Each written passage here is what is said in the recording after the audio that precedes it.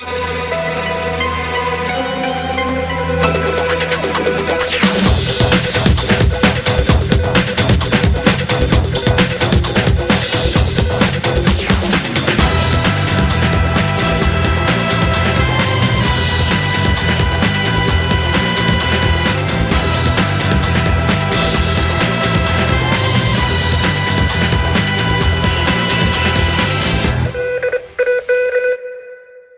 very warm welcome to you. It's indeed a pleasure to have you join us again on Almond Finance and Wealth Reports this week. As you know, we are source for latest happening information in the financial sector of the nation's economy.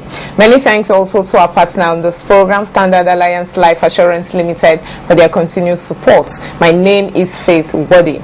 On this edition of the program, we'll kick off by bringing you the continuation of the exclusive interview I had with Mr. Henry Olujimi Boyo last week, where we looked at high interest rates and economic growth. Plus, we bring you highlights of the 2013 investiture ceremony of the Chartered Institute of Bankers of Nigeria, CIBN, that took place at the Harbour Point, Victoria Island here in Lagos. Among the honorary fellows this year were Dr. Kingsley Moghalu, Deputy Governor, Financial Stability, Central Bank of Nigeria, and Mrs. Shola David Boha, Managing Director and Chief Executive Officer, IBTC Holdings, PLC. Plus our regulars on the program, our Voice Pop segments, Waiting Insurance, the DoSef, Company News, and of course Insurance Talk Celebrities Edition. I urge you as always to sit back, relax, and spend this time with us, but all the details are coming to you after the break. Please stay with us. On Almond Finance and Wealth Report, we ask the right people the right questions. No Nigerian trusts the other, and they don't believe, the average Nigerian doesn't believe that the insurance company will pay the claim. They believe that the insurance company will not pay the claim. So when you pay the claim, they are quite pleasantly surprised. A system that ensures that your naira will depreciate, that excess liquidity will prevail when you earn increasing dollars.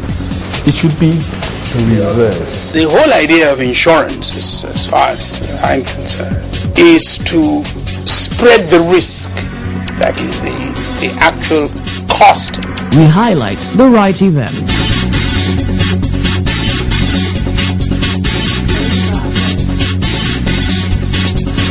And the right music.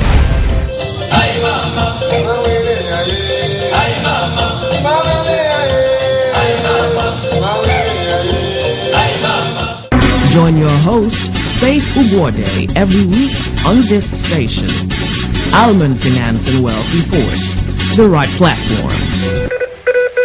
Alright, moving on straight to our exclusive interview session. Recently, the central bank governor was quoted as saying that it's not possible to guarantee low interest rates due to harsh business environment in Nigeria. Plus, have you ever wondered why people who borrow money from the bank pay as much as 20% on interest, while your savings deposit attract less than 5% interest? All these will form the basis of Mr. Boyo's discussion with myself on the program this week.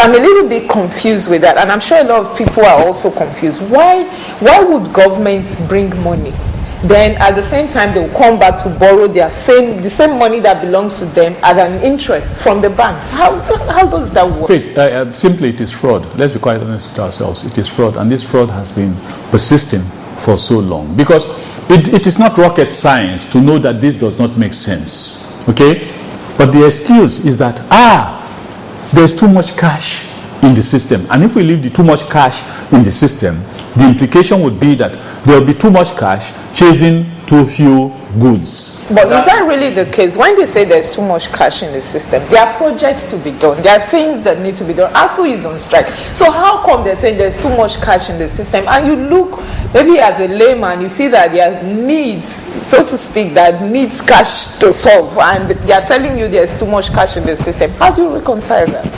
It's the same thing I said earlier on.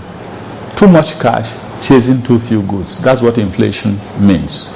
So if you have a situation, for example, where instead of 1,000 naira that used to exist, you now have 5,000 naira in its place, and the things that the 1,000 naira used to buy haven't changed in quantum or in quality, you would find that there would be those items will be priced at a higher price. So the question I think that is critical is what causes the excess cash?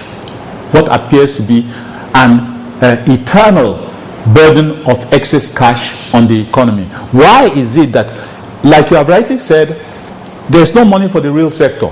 There's no money to pay wages. There's no money to build hospitals and schools or whatever. And yet you say there is too much money. And consequently, you think, let me go and borrow it back and mop it up. And I feel distressed sometimes when I hear the media reports on the issue of mopping up. They cloak it in all such benign terms, usually because what they dish out as news are handouts from the ministries and CBN. And often they say, and they say it with a lot of glee and with a lot of accomplishment, that the central bank sold 200 and something billion of treasury bills in the market today, and at a rate of about 13-14%, and the central bank does this benign act, so to speak, in order to be able to keep inflation in check and also help the banks to manage their liquidity. When the public hear this, they are bound to be clapping for the central bank that, oh, well done. But if the media tells the truth and say, the central bank has once again embarked on borrowing money that it put in the bank last week when it paid the allocations of 600 billion to the 3 tiers of government. The central bank has considered that allocation paid into the hands of the banks has put in the hands of the bank too much power to create credit. And if they allow the credit expansion that could ensue, maybe I should explain. You see, when a bank has 1 naira cash, it means that the bank can usually leverage. That's what cash reserves and things like that. It means that when you have 1 naira, you can have a cash reserve of 1 naira and lend out 9 naira. Okay? So you can imagine a situation in the bank when the banks have an inflow of, say, 500 billion naira of federal allocations at the end of every month. That inflow of cash makes it possible for the banks to leverage and lend out possibly 5 trillion, not 500 billion now, but 10 times 5 trillion naira. 5 trillion naira in the system, which can be lent out by the banks, facing a restricted amount of goods and services that is available. That will drive inflation high. And once it drives inflation high, of course, the income that you are earning also is belittled and devalued. It won't be able to buy the amount of things that you used to buy before. So you will understand that excess liquidity, so-called excess liquidity or surplus cash, is the result of the monthly allocations of huge naira sums to the 3 tiers of government and the domiciling of these huge allocations into the hands of the commercial banks. That amount inflow going into the hands of the commercial banks every month makes it possible for them to lend almost 10 times. For example, if the cash reserve that you are talking about used to be 12% or whatever, it means that on top of that 500 billion that they received as allocations into their account, they could lend out 9 times 500, that is 4.5 trillion naira, and create the specter of inflation. So maybe that answers your question, as to say that is where the excess liquidity comes from. And then you will say, but then why didn't they just leave it in the system so that the real sector can take from it?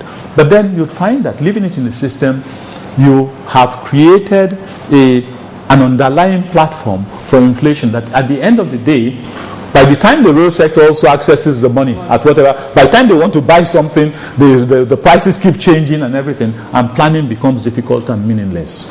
So really, the sensible thing to do is to say, nip it at the bud and say, what creates excess liquidity? What instigates this excess liquidity? And you have identified to start with that it happens, or it is created whenever the allocations of the 3 tiers of government are paid into the bank account. That is why the central bank governor 2 weeks ago said, since we have been borrowing this money back, money that we don't need and money that we don't intend to use at 13-14%, and increasing the national debt burden, and at the same time paying so much as interest charges for money that is kept idle, we think it now makes sense that we shouldn't go that route anymore, forgive us please, that we have done it for 10, 15 years, and we have been paying money to the banks, and the banks have been growing. And of course, it is true that if the banks have a fool as a partner who brings money one day and comes to borrow, there's no reason why they should look at the real sector, because they know that if they give loans to the real sector at 20% plus all the additional requirements for, how do I say it, infrastructural support and things like that, they have to pay for their water, roads, electricity, you name it, and still look after their staff, it is going to be an uphill journey for them, and they would not even be able to pay back the loan. So let us stay in the comfort zone that we are, and service the needs of the government, who brings the money and borrows it back. And also we may consider also lending to the telecom and the fuel importers. After that, we can be making token gestures and say, we gave the steel sector this, we gave the textile this, but at the end of the day, look, if, as speculated by the central bank director, as I referred to yesterday in the papers, if, as speculated, 300 billion naira could have been earned by the banks this year from idle money placed in their hands by government. Why do anything? Why do anything? Divide that by say, for example, 10 banks. Each bank will still go home with 30 billion naira. And they will look after their, how do I say, the operational expenses by charging you 10 naira for your this and that, and asking for your account, 5 naira, 100 naira, that charge, this one, that one, and all sorts of things. They still get their running cost. Nonetheless, the CBN is fully in support of them, because most of the how do I say it, reforms within the banking sector have been to help the banks reduce their costs with the hope that they can lend to the real sector. But this has never happened. It has never happened. So the poor man or the customer is being pushed back, and told, don't worry, the banks will help you in the end. But nothing happens, they get pushed back some more.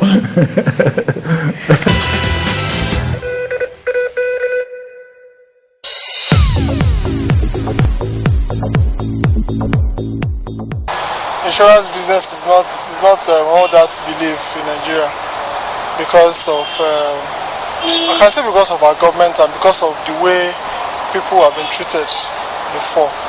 And basically, I've had people that have been that have signed up to life insurance policy, and at the end of the day, when it was time for them to make their claims, there was a delay along the line.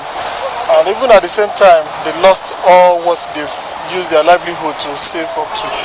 So even personally to me, somebody called me in my office today that he's coming because he wanted to open an insurance policy for me.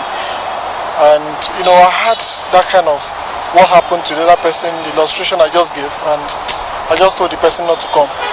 It's a recognized insurance company in Nigeria, but I don't want to mention them, So I think insurance policy, they need a formidable information strategy in order for them to move the insurance business in Nigeria. Without that, insurance policy is not all that welcome in Nigeria.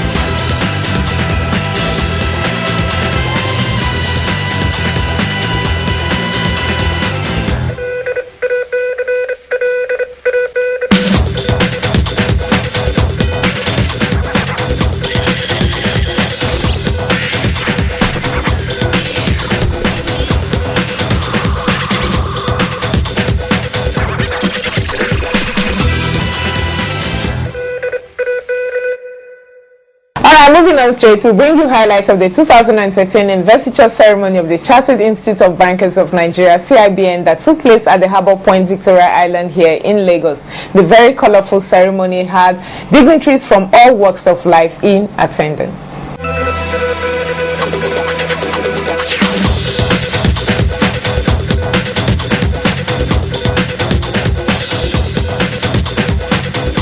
The Chartered Institute of Bankers of Nigeria, CIBN, is a training institution for all bankers in the country. The CIBN recently held its 2013 investiture ceremony at the Harbour Point, Victoria Island, Lagos. The investiture ceremony, as always, drew dignitaries from within and outside the banking industry. The special guest of honor was the Executive Governor of Gombe State, His Excellency Alhaji Ibrahim Hassan Dakwombo ON, who was ably represented by Mr. Sajos Kadri, Senior Special Advisor, Special Duties, Gombe State. The guest speaker was the Chief Executive Officer, Institute of Bankers, Malaysia, Mr. T.K. Leon. Welcoming dignitaries to the ceremony, the President and Chairman of Council of the CIBN, Mr. Shegu Aino, OFR, said that the Honorary Fellowship Award of the Institute is given to persons who have contributed immensely to the growth and development of the banking industry. The fellowship status is the highest grade of membership any banker can attain within the banking and financial profession in Nigeria and many professional banking bodies worldwide. It is an acknowledgement that such a person has excelled in the arts of science and practice of banking. It is a stamp of distinction and an emblem of the accomplishment in one's professional banking career. Indeed, the banking career is not complete without it. I therefore congratulate the new fellows of the Institute and say welcome to the club. I also congratulate the 132 top management staff of banks, other financial institutions and tertiary institutions on the award of the honorary senior membership of the Institute, which we held them in the institution HCIB. Before this year, we've already had these ceremonies at two different ceremonies, but this first time we are combining the award of the honorary senior membership of the Institute and the fellowship of the Institute. In his opening remarks, the representative of the special guest of honor, Mr. Kadri, said that the successful implementation of the newly introduced competency framework in the banking sector will depend on the collaboration of all stakeholders. The success of implementing a robust banking industry competency framework depends largely on collaboration among all the stakeholders. Based on a common vision of driving customer satisfaction and enhancing the reputation of the industry, the continuous strong support, commitment, cooperation, and contribution of all and sundry will therefore be instrumental in ensuring its success. Permit me to also call for a critical reassessment of our lifestyles and ourselves.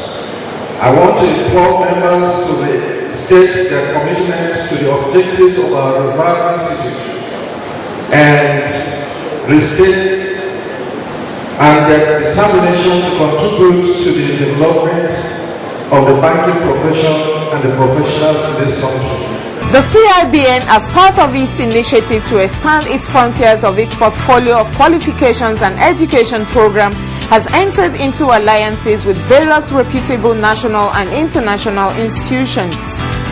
Delivering the theme paper, Competency Framework in Banking, the Malaysian Model, the guest speaker, Mr. T.K. Leon, said that just like Malaysia, Nigeria is not different as technology has changed the face of banking.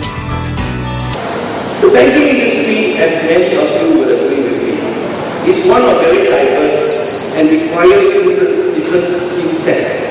It is also important that people need to be able to understand that service level cut across all the core competencies, whether you are in credit, operation, risk, sales, compliance, or even support services. At the same time, your young people, the Generation Y employees, they are demanding greater clarity in the work that they are empowered to do so, the standards they are employed to perform, and the flexibility they want from their career growth. What works for you, ladies and gentlemen, 30 years ago are no longer the same. The Gen Y people are demanding very different competencies, and they demand to be managed very differently. And therefore, the model that we have put in place is also ready for any revision. In fact, the council that I report to has also agreed that the model that we have put in place is ready for revision anytime from today. The process of the award of Fellows of the Institute is painstakingly done by men and women of integrity who make up the Board of Fellows of the CIBN. The awardees this year included 44 elected members, 132 honorary senior members, as well as associates. My family, friends, colleagues, members of the banking profession, and the industry at large, as well as this distinguished audience here that I shall abide, uphold, protect, promote, and support the currency of bankers of Nigeria Act No. 5 of 2007.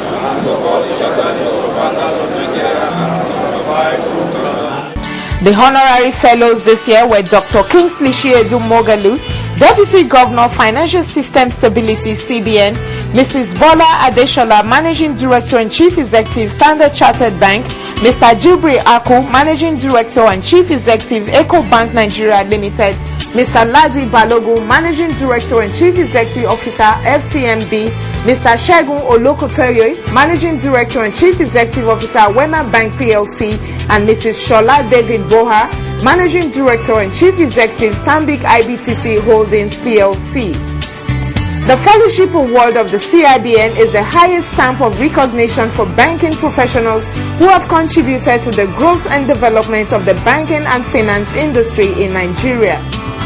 Responding on behalf of the honorary fellows, Dr. Kingsley Mogalu promised that they will abide by the codes of conduct of the institute at all times. On behalf of all the honorary fellows, I will pledge our continued commitment to the work and the principles of the Chartered Institute of Bankers and the banking profession in general.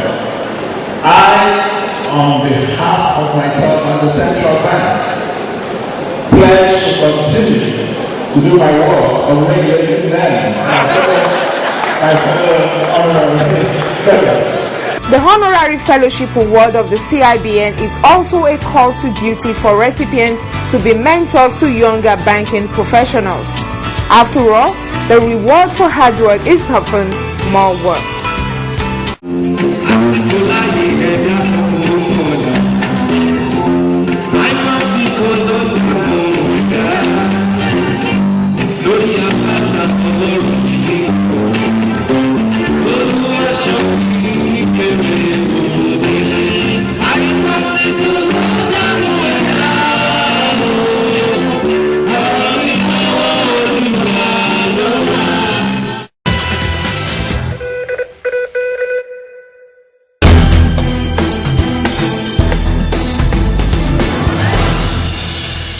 Yeah, what up? My name is Sound Sultan.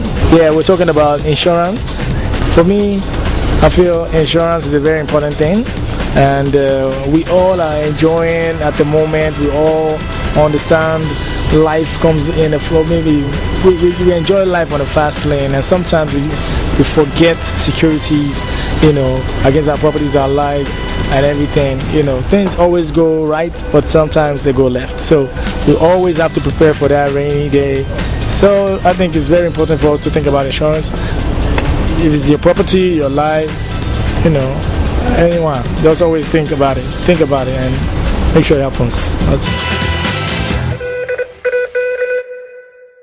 Alright, that's the time on this edition of the program. I do hope you thoroughly enjoyed it. Like I always say here, for comments, questions, observations, do feel free to get in touch with us on 017763981 or 08033357879, or better still, send us an email, almond4xx@yahoo.com or almondproduction@gmail.com. You can also visit us on our website, www.almondreports.com. Many thanks to our partner on this program, Standard Alliance Life Assurance Limited, appreciated for their continued support. Do not forget also to join us every Wednesday by 9:45 a.m. on Nigeria FM 102.7 for our Pidgin English program called Waiting Insurance They Do Safe. My name is Faith Ugwade. Until same time, same station next week, where we'll come your way with a fresh package of this program from all of us here. It's goodbye.